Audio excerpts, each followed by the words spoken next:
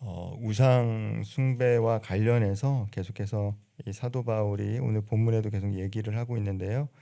바울은 고린도 교회 성도들에게 고린도전서 10장 14절에서 분명하게 말하고 있습니다.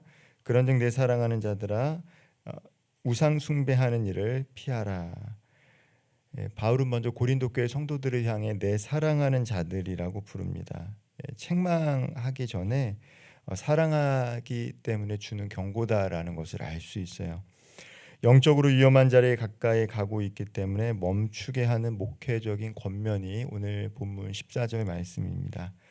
고린도는 우상 숭배와 매우 깊이 연결된 도시였습니다. 신전에서 제사가 드려지고 그 제물은 잔치와 식사 자리로 이어졌습니다.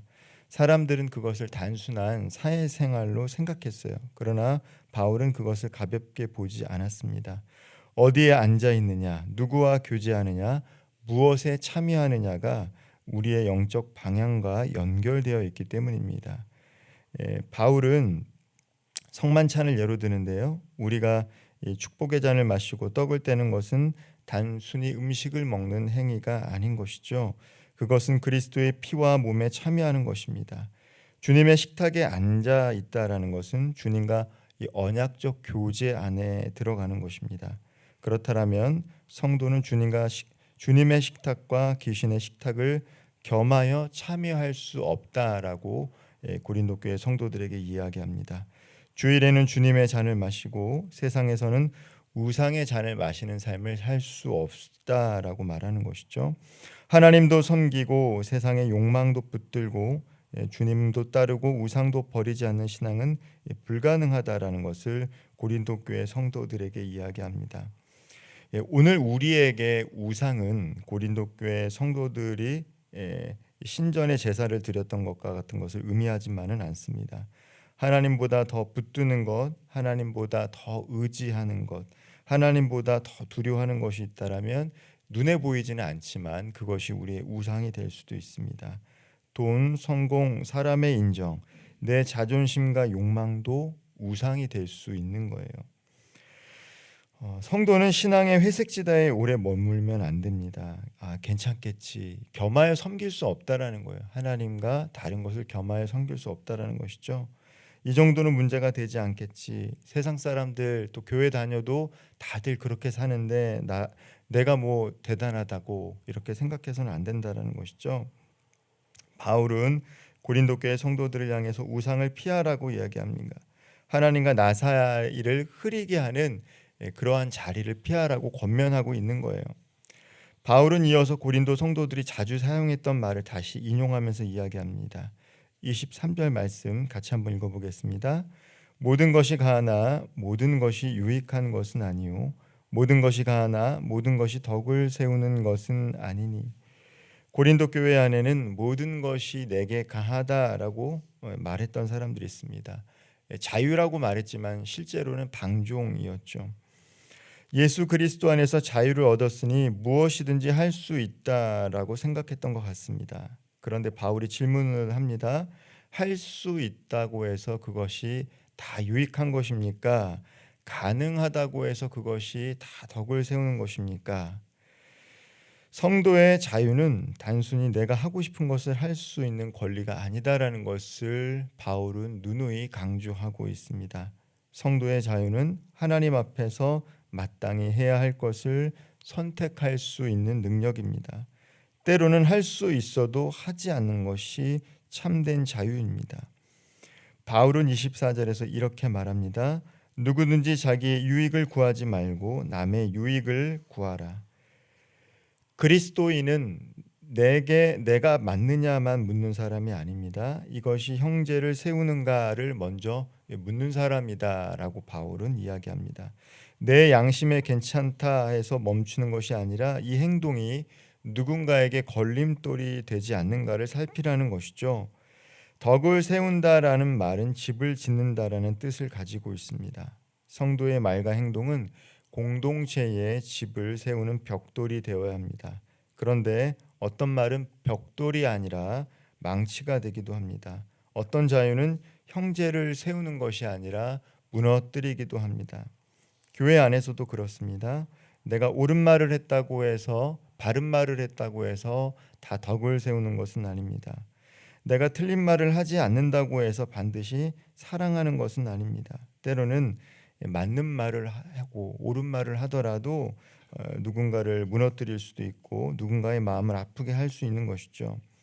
바울이 말하는 성숙한 신앙은 지식이 많은 신앙을 의미하지 않습니다. 성경을 잘 알아서 누구보다도 성경을 잘 아는 그런 지식이 많은 성도가 아니라 성숙한 신앙은 다른 사람을 살피는 신앙, 덕을 세우는 신앙, 세워주는 신앙이라는 것이죠. 바울은 시장에서 파는 고기와 식사 초대의 문제를 오늘 본문에서도 다루고 있습니다. 당시 고린도 시장에서 팔리는 고기 중에는 신전 제사에 사용되었던 고기가 많았습니다. 그래서 성도들 가운데는 그것을 먹어도 되는지 고민이 많았던 것 같아요. 이 신전 제사를 드리고 그게 이제 시장이 유통돼서 팔려지고 있는데 과연 그리스도인들이 신전에서 드려졌던 이 고기를 먹어야 되는가 말아야 되는가 이 목회적인 질문을 했다라는 것이죠. 바울의 대답은 매우 균형이 있습니다.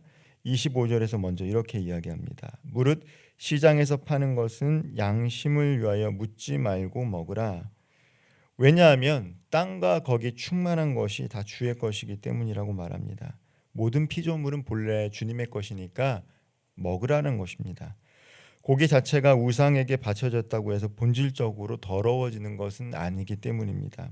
그러므로 일상적인 식사의 자리에서 감사함으로 먹을 수 있다라고 권면하고 있습니다. 그러나 상황이 달라질 때가 있다라는 것을 바울은 오늘 본문에서 이야기합니다. 누군가가 이것은 제물에 바쳐진 고기입니다라고 말할 때 어떻게 하라는 것이죠? 먹지 말라라는 거예요. 먹지 말라라는 거예요. 왜 그렇습니까? 그것을 알게 한 사람과 그 사람의 양심을 위해서라는 것이죠. 아마도 고린도 교회 성도가 아니라 믿지 않는 불신자가 고린도 교회 성도를 초대해서 고기를 대접할 때 이것은 신전에 바쳐진 고기입니다라고 얘기할 때는 먹지 말아라는 것이죠.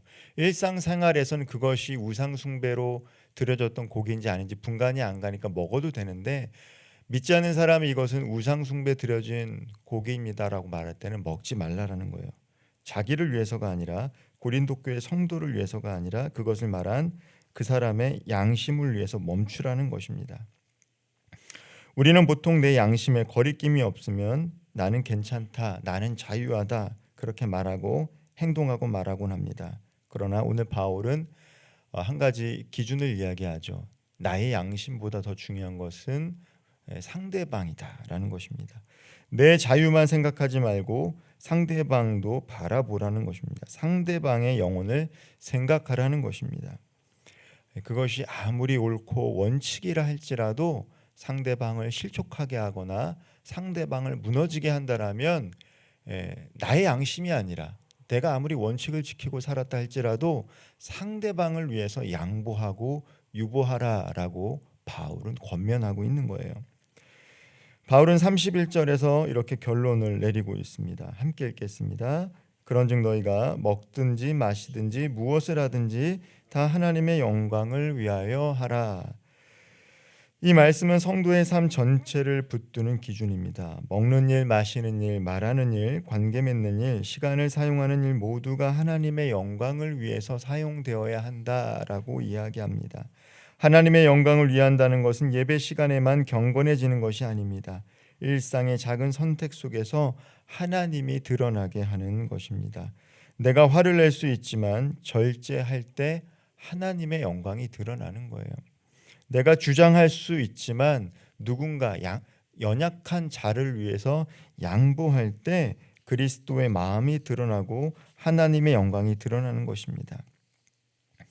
11장 1절에서 바울은 이렇게 이야기합니다. 내가 그리스도를 본받는 자 된 것 같이 너희는 나를 본받는 자가 되라. 바울이 말하는 모든 사람을 기쁘게 한다라는 것은 사람들의 비위를 맞추라는 이야기가 아닙니다. 복음을 위해 자신을 낮추고 영혼을 살리기 위해 자신의 권리를 내려놓아야 한다라는 것입니다. 그의 목표는 사람들의 인기가 아니라 사람들의 구원에 있었기 때문입니다.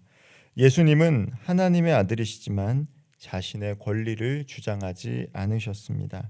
높아질 수 있는 분이 낮아지셨고 섬김을 받을 수 있는 분이 섬기셨고 생명을 내어주실 필요가 없는 분이 우리를 위해 십자가에서 죽으셨습니다. 그러므로 예수 그리스도를 따른다라는 것은 단순히 예수님을 믿는다라는 것이 아니라 예수님의 마음을 따라 살아가는 것입니다. 예수님의 길, 그것이 내 삶의 방식이다라고 생각하고 주님의 마음으로 살아가는 것이죠. 사랑하는 성도 여러분, 신앙은 하나님도 붙들고 우상도 붙드는 것이 아닙니다. 우상이라는 것, 그것이 눈에 보이지 않지만 하나님보다 더 사랑하는 것이죠. 하나님이 사랑하면서 다른 것을 붙드는 것이 아닙니다. 신앙은 주님의 식탁 안에 사람답게 살아가는 거예요. 주님의 은혜를 받는 사람답게 주님의 몸된 교회를 세우면서 살아가는 것입니다. 그러므로 오늘 우리의 작은 선택이 하나님께 영광이 되기를 소망합니다. 내가 무엇을 말하고 무엇을 먹고 무엇을 마시고 무엇을 하든지 그 작은 선택을 통해서 우리는 하나님께 영광을 올려드릴 수 있습니다. 우리의 말이 누군가를 살리고 우리의 절제가 누군가를 세우고 우리의 양보가 복음의 길을 열어가는 하루 되기를 소망합니다.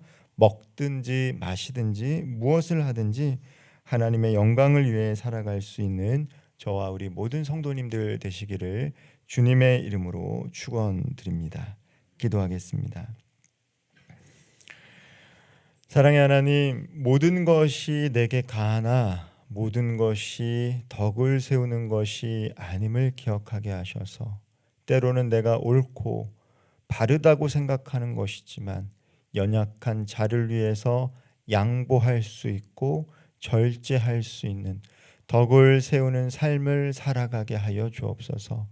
사랑의 하나님, 하나님을 사랑한다라고 하지만 하나님보다 더 사랑했던 것들이 있다라면 오늘 하루 내려놓게 하여 주시고 오직 하나님만 보며 걸어갈 수 있는 믿음의 사람들 되게 하여 주옵소서. 먹든지 마시든지 무엇을 하든지 우리의 모든 삶과 선택이 하나님께만 영광이 되는 참된 주님의 자녀 되게 하시고 주님의 마음 품고 오늘도 주님이 보여주셨던 그 길을 기쁘게 걸어가게 하여 주옵소서. 예수님의 이름으로 기도합니다. 아멘.